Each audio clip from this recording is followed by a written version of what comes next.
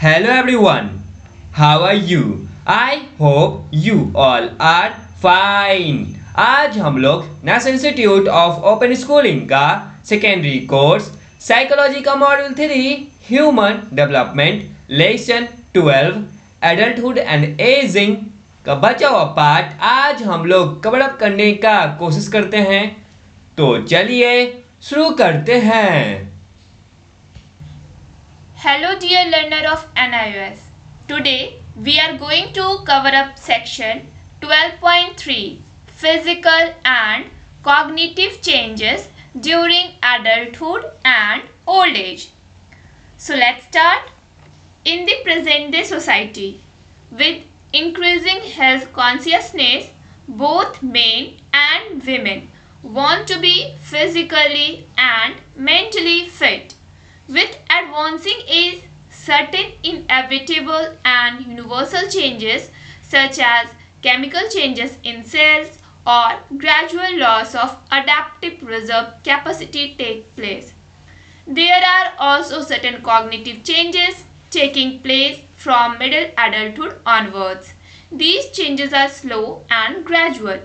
Normally, people see aging as a period of physical and mental health decline. These changes are mainly physical and cognitive in nature. Let us try to understand these changes. आजकल के society में हम लोग देख रहे हैं कि सबका अपना अपना ध्यान हेल्थ के प्रति बहुत ज़्यादा बढ़ गया है। सोसाइटी में मेन हो या वुमेन, वो physically as well as mentally fit रहना चाहते हैं। और आज जो हम लोग देख रहे हैं कि आज हम लोग का जो खाना पीना है या फिर हम लोगों का जो भी अपना हैबिट है उसकी वजह से हम लोग फिट नहीं रह पा रहे हैं, जिसकी वजह से एक ऐसा समय आता है जिसमें केमिकल चेंजेस होता है सेल्स में और कुछ ग्रेजुअल लॉस होता है, जिसकी वजह से पूरी तरह से लोग जो है वो फिजिकली और मेंटली अनफिट हो जाते हैं। इसके प्रति अब क्या है कि जो भी मेन है या वुमेन है वो थोड़ा सा ध्यान देने लगे हैं और वो चाहते हैं कि वो अब फिट रहे। यहाँ पे कुछ कॉग्निटिव चेंजेस होता है बॉडी में। कब ये स्टार्ट होता है? मिडिल एडल्टहुड के बाद से। ये जो चेंजेस होता है बहुत ही स्लो होता है और ग्रेजुअल तरीके से होता है, धीरे धीरे ये चेंजेस होता है हमारे बॉडी में। नॉर्मली जो लोग हैं वो क्या कहते हैं कि जो एजिंग का पीरियड होता है इसमें क्या होता है, फिजिकल और मेंटल हेल्थ का डिक्लाइन होता है। मीन्स फिजिकली यानी कि जो शारीरिक रूप से, और मेंटली मीन्स दिमागी रूप से जो भी स्वास्थ्य होता है वो दिन प्रतिदिन गिरता चला जाता है। और ये जो चेंजेस है वो मेनली फिजिकल होता है और नेचर में कैसा होता है, कॉग्निटिव मीन्स संज्ञानात्मक। चलिए हम लोग इस चेंजेस को समझते हैं। Physical changes. It has been found that the body organs of most persons show a 0.8 to 1% decline per year in the functional ability after the age of 30 years. Part of this decline is normal. Some are disease related and some caused by factors such as stress, occupational status, nutritional status and many other environmental factors. The major physical changes associated with aging are described as external changes, internal changes and changes in the sensory capacities and cognitive abilities.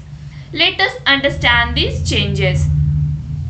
तो यह क्या पाया गया है कि जो भी body organs होते हैं ज़्यादातर पर्सन्स के वो पर ईयर 0.8 to 1% डिक्लाइन दिखाते हैं। मीन्स उनके बॉडी ऑर्गन्स में 0.8 से 1% तक डिक्लाइन होता है पर ईयर। उनका जो भी फंक्शनल एबिलिटी होता है after the age of 30 years means 30 वर्ष के जब हो जाते हैं उसके बाद उनके बॉडी में 0.8 से 1% का डिक्लाइन आता है। ये जो डिक्लाइन होता है वो नॉर्मल होता है, कभी कभी डिजीज से भी रिलेटेड होता है और कभी कभी स्ट्रेस अगर 30 इयर्स के हो चुके हैं उसके बाद स्ट्रेस वो इंडिविजुअल लेता है, उसका जो ऑक्यूपेशनल स्टेटस मीन्स वो किस प्रकार का जॉब कर रहा है, उसका न्यूट्रिशनल स्टेटस मीन्स जितना उसको डाइट चाहिए डेली उतना वो ले रहा है या नहीं, ये भी फैक्टर है। ये जितने भी चीज़ें हैं वो सब इसको रिलेट करता है कि जिसकी वजह से जो बॉडी का जो फंक्शन एबिलिटी है वो डिक्लाइन होता चला जाता है। जो मेजर फिजिकल चेंजेस है वो किससे रिलेटेड है? एजिंग से। और इसको हम लोग डिस्क्राइब करते हैं एक्सटर्नल चेंजेस। एक्सटर्नल चेंजेस जो कि बाहर से होता है, बॉडी के बाहर से, जिसे हम लोग देख सकते हैं, नोटिस कर सकते हैं। इंटरनल चेंजेस मीन्स बॉडी के अंदर भी कुछ चेंजेस होता है। एंड एक और चेंजेस होता है जो कि होता है sensory capacities and cognitive abilities, means वो सेंसरी कैपेसिटीज में चेंजेस होता है। तो चलिए हम लोग इस चेंजेस के बारे में एक एक करके पढ़ेंगे। External changes, this refers to the symptoms of growing old that can be seen in an individual.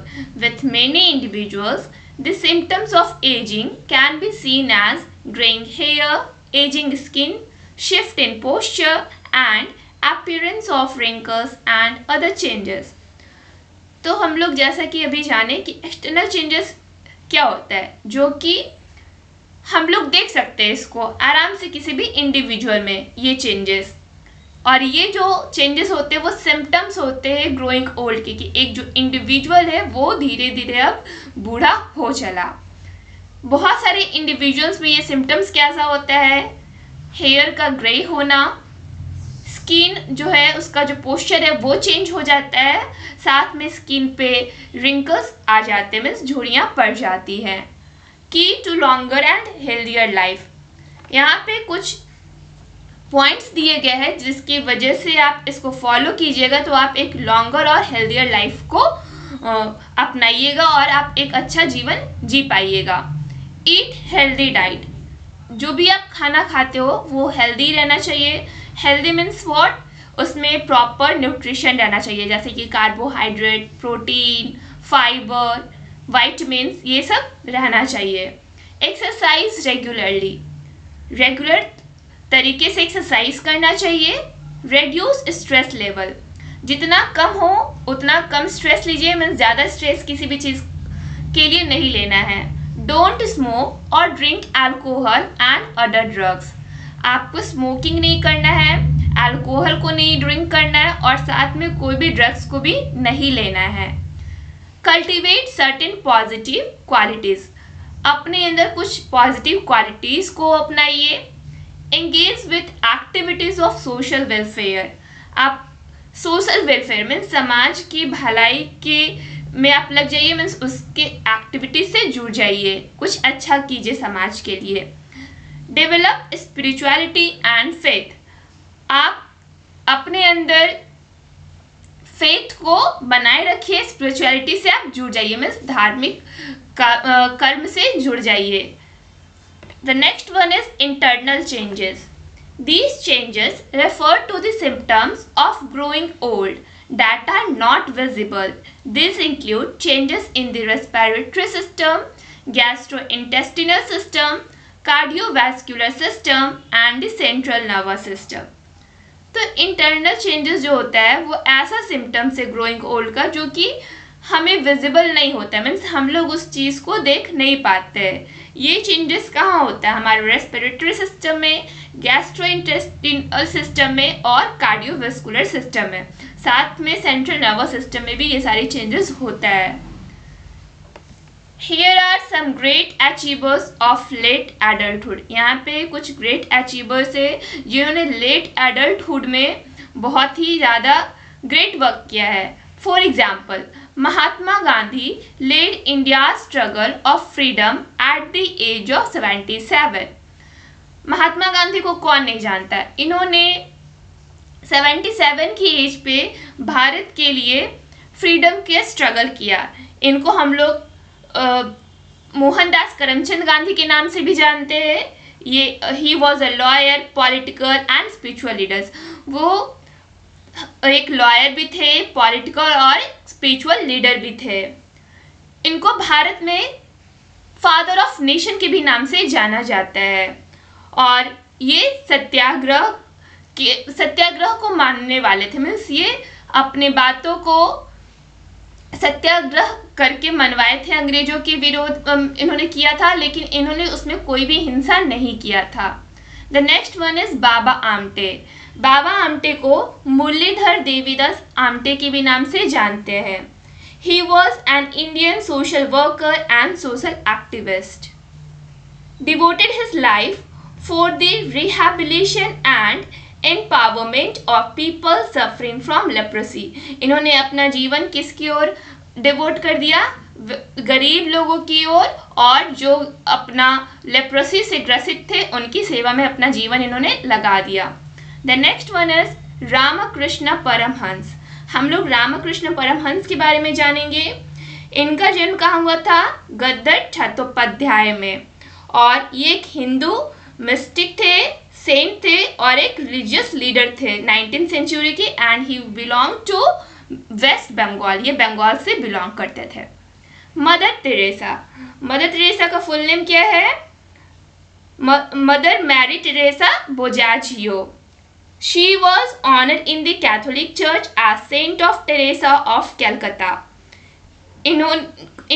इनको सेंट की उपाधि कहाँ पे मिली थी? कैलकाता में मिली थी। She was Albanian India Roman Catholic nun and missionary. वो Albanian Indian Roman Catholic nun थी, ठीक है। वो जो मदर टेरेसा वो इंडिया की नहीं थी, फिर भी वो इंडिया में आकर के गरीबों की सेवा की। Changes in sensory capacities. अब हम लोग देखेंगे कि सेंसरी कैपेसिटीज में क्या क्या चेंजेस होते हैं। With advancing age, there is gradual slowdown in the sensory abilities. As you know, we communicate with the outer world through our senses. Losing in any of the senses can have profound psychological and social consequences. तो जिस प्रकार से as बढ़ते जाता है तो हमारे body में जो भी हमारा सेंसरी एबिलिटीज होता है वो धीरे धीरे ग्रेजुअल स्लो डाउन होता चला जाता है, मीन्स धीरे धीरे वो डिट्यूरेट होना शुरू हो जाता है। जैसे कि आप जानते हैं कि हम लोग आउटर वर्ल्ड से कम्युनिकेट करते हैं किस प्रकार से? अपने सेंसेस के थ्रू। हम लोगों के पास 5 सेंस ऑर्गन्स है और हम लोग उस सेंस ऑर्गन से अपने आउटर वर्ल्ड से कम्युनिकेट करते हैं। अगर हम लोग इसमें से किसी भी सेंस को लूज कर लेते हैं तो हम लोग साइकोलॉजिकली एंड सोशली थोड़ा सा प्रोफाउंड हो जाते हैं, मीन्स हम लोग को थोड़ा सा प्रॉब्लम आना स्टार्ट हो जाता है। Cognitive changes. Cognition refers to the process by which information is acquired, stored and used. During adulthood and aging, various aspects of cognition like memory, learning, attention and speed of performance get adversely affected. The aged people often report forgetfulness, difficulty in learning new techniques and acquiring skills. Their concentration and responsiveness to environmental stimulus decreases. Dementia and Alzheimer are important diseases of old age. In general, people become more vulnerable during old age. तो cognition क्या है कि एक ऐसा process है जिसमें जो भी इंफॉर्मेशन चाहिए स्टोर होने का और यूज होने का, इसमें डिट्यूरेशन होना स्टार्ट हो जाता है एजिंग के दौरान। एडल्टहुड और एजिंग में बहुत सारे कॉग्निशंस होते हैं, जैसे कि मेमोरी पावर, लर्निंग, किसी की प्रति अटेंशन करना, या फिर आप किस स्पीड से किसी चीज़ को परफॉर्म करें, ये सब अफेक्ट हो जाता है। आपका मेमोरी पावर धीरे धीरे कमजोर पड़ने लगता है, आपको कुछ बातें याद नहीं रह पाती है, आप किसी भी चीज़ को जल्दी नहीं सीख पाते हो, किसी के प्रति आप ज़्यादा ध्यान नहीं दे पाते हो, और आपका जो स्पीड ऑफ परफॉर्मेंस है वो भी धीरे धीरे लूज होने लगता है। जो एज पीपल होते हैं उन्होंने बहुत बार ये भी रिपोर्ट करा है कि उन्हें वो कोई भी चीज़ को जल्दी भूल जाते हैं या फिर कोई नई टेक्निक्स को जल्दी नहीं सीख पाते हैं, और साथ में उनका जो कंसंट्रेशन और जो रिस्पॉन्सिवनेस है किसी भी इन्वायरमेंटल स्टिमुलस को लेकर के, वो भी धीरे धीरे डिक्रीज होता चला जाता है। ओल्ड एज की 2 इम्पॉर्टेंट डिजीजेज है, वो है डिमेंशिया और अल्जाइमर। जनरली जो लोग होते हैं वो ज़्यादा वल्नरेबल हो जाते हैं ओल्ड एज के दौरान।